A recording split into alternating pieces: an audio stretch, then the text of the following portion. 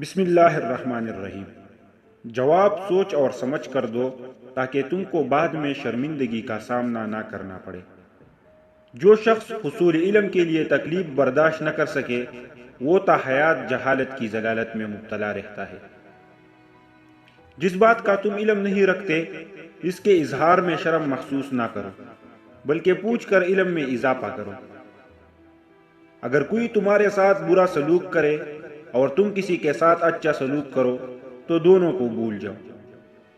بہت زیادہ گفتگو کرنا خواہ موضوع نیک ہی ہو دیوانگی ہی کی مانند ہے۔